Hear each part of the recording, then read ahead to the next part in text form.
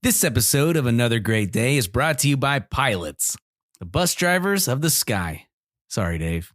It's Monday, April 10th, 2023. I'm Aaron, and this is my glorious skybound host, Chris. Hello, I'm in the air. Don't be like Icarus. Don't fly too close to the sun, Chris. Chris. Icarus. No, yeah. It's a Chris. I will not fly too close to the sun. Well, we'd like to welcome you back to another great day where we never fly too close to the sun. Anyways, this podcast is designed to encourage interaction, creativity, and conversation. And what we just did there, Chris, was an example. This is accurate. All right, we'll see you guys tomorrow. No, I'm just kidding. Well, hey, another great listeners. Do you hear that sound? That's right. That means it's time for the best segment ever. Well, today's topic for the best segment ever is... What's the best thing you've ever done with a piece of paper? Oh my gosh. All right. Well, off the top of my head, this is really hard. I've used paper for so many things. Okay. The best thing I've ever done with a piece of paper was probably draw a really cool picture. Oh, what do you think it was? I'm going to go with, at one point, I was pretty famous in third grade for drawing Garfield. So I'm going to go with, I drew a pretty good picture of Garfield. Garfield. Yep. I have two school stories also, but they're tied to me for best paper. One was in 8th grade. I was taking in a UIL competition, which is the school education competition. I won first place in headline writing. Whoa, you wrote on somebody's head? It was actually maybe high school. It was a competition where you got an article and you wrote a headline for it. Nice. That's actually kind of cool. It's really random. Yeah, I don't know why that's a competition, but it was. It comes in handy for podcasting, I'm sure. It really does, ChatGPT. And oh, it's great. All right, so what's the second story? The second story is a different piece of paper. It was 6th grade science class. Ooh. And this teacher always had fun things for us to like figure out and big questions she posed. And the question that day was kind of a, after we finished our assignment, extra work. And it was, can you cut this paper and be able to walk through it? What? It was just a regular piece of paper. That's cool. And I was like, what is she talking about? And I spent the rest of the period figuring this out because I finished my work really quick. And another kid named Chase was also working on it. And he was obviously like one step ahead of me. I could feel it. Oh, Chase. And we switched classes and we all had to go to different rooms. And like 5 minutes into the next period, I could hear a door open and slam, and I saw him walk into the science room with a piece of paper. Oh no! And I had just figured out the way, and I'm not going to tell you, it's your own challenge, youngsters out there. Can you cut a piece of paper that you can walk through without using tape? So it's just cutting the paper. I think I have an idea on this, but I'm not going to say the answer either. It was difficult. That's really cool. I love that. Honorable mention, can you do any origami? No, I cannot do that. Me neither. The little swans are so cool, but I can't do those. One of my nieces made an awesome airplane. Mira. Nice. Oh, airplanes are great. Hey, kids, you ever make paper airplanes? Yeah, just don't throw them in class. You get in trouble. Poke somebody's eye out. Or make those little fortune tellers that look like little like dinosaur faces, you know, where you go like 1, 2, 3, 4, then you flip the flap up and it's got the fortune under there. Wait. Fortune teller? I think we can go back in time and talk about a previous fortune on this day in history. Well, this day in 1710, the Statute of Anne, the first law regulating copyright, is introduced. You guys know about copyright? That's right. Copyright is when you make something and then you own it. Like a really cool paper airplane? A cool paper airplane or like a cartoon drawing. Or a cool fortune teller? So if you make something and write it down, the copyright, someone who you give the ability to copy. What? You say, if I say, Aaron, I allow you to copy what I did. Okay. but Thank nobody you, else. Chris. Oh. You have the copyright. You have the ability to copy it. Wow. And this is how people make money off of interesting stories like Iron Man or Spider-Man. Mm-hmm. You cannot make money off those stories unless you have the copyright. Wow. But this law came into existence 300 years ago with the Statute of Anne. Wow. Good job, Anne. Thanks for that statute. And if you, at some point when you get old, you might change it from copyright to be in the public domain, and anybody can have it. And there are hundreds, thousands of classical literature, lots of books that you can now copy because they're in public domain. You can read them and own them without having to buy them. Wow, that's actually really cool. Well, all right then. Use your creative, put your noodles to work and get creative, and who knows, you might be able to copyright something one of these days as well.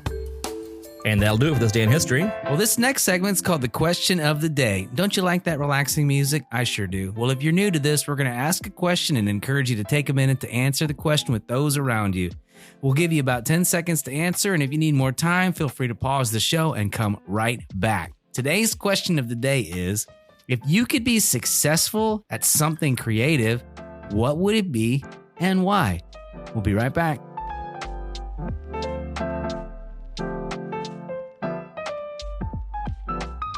All right, welcome back to the show. Chris, if you could be successful at something creative, what would it be and why? I have been, I think it would be music creation at this exact moment. There's about 4 things that float around in my head that I always want to be creative doing. Board games, making stories, drawing books, and making music. Or the story is also a part of like video production. I love that. So, but right now I am thinking about making music. I'd love to be successful at creating cool, fun songs that people would love. So I like that. That's great. Well, my question is, or my answer rather, is almost the exact same, which is so funny because we didn't talk about this ahead of time. But I really enjoy musicians who tell stories in their songs. So Johnny Cash was really good at this. Marty Robbins really good at this. Lord Huron also tells a lot of stories in their songs. And so I think I'd like to be a storyteller songwriter. And probably if I had a better voice, I could make that happen. But who knows? One day it just might be in the cards. All right. Well, great talk today, Chris. I'd like to introduce, I'd actually like to announce that authorities have found Wes. That's right. Breaking news. Wes has been found, and we are happy to report that he is alive and well after a spelunking trip in Argentina turned into a rescue operation. He was able to save 32 baby turtles from an underwater cave full of hungry badgers. Great job, Wes. wow. Yep, let's hit it with a dad joke. Welcome back, Wes. Hey, Aaron. Hey, Chris. Happy Easter, guys. Hey, why did the Easter Bunny go to the barber? Because he had a bad hair day. Have another great day. It sounds like some bunny really was needing a trim. We'll be right back.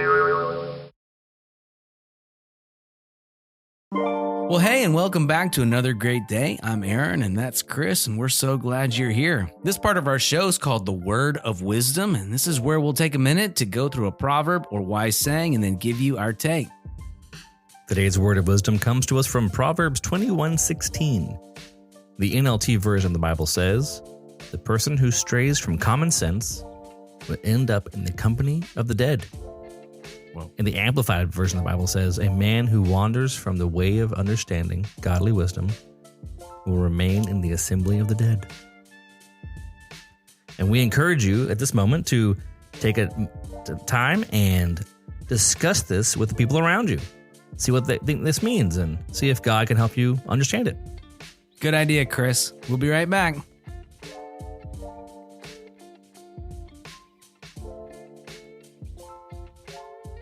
Well, that'll do it for today. Let's cue the music and wrap things up. Our mission here is to encourage interaction, creativity, and conversation. So even though today's show may have come to an end, that does not mean your discussions have to come to an end. We thank you for listening and hope you make it another great day. We'll see you tomorrow.